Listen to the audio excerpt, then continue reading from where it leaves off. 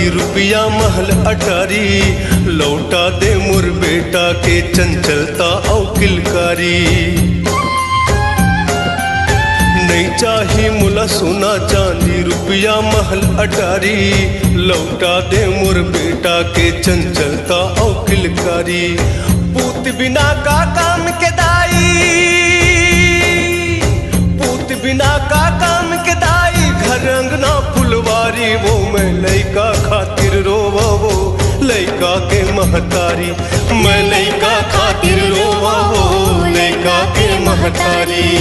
मैं लइका ते महतारी, नाता है बड़ भारी। मैं लइका ते महतारी, नाता है बड़ भारी।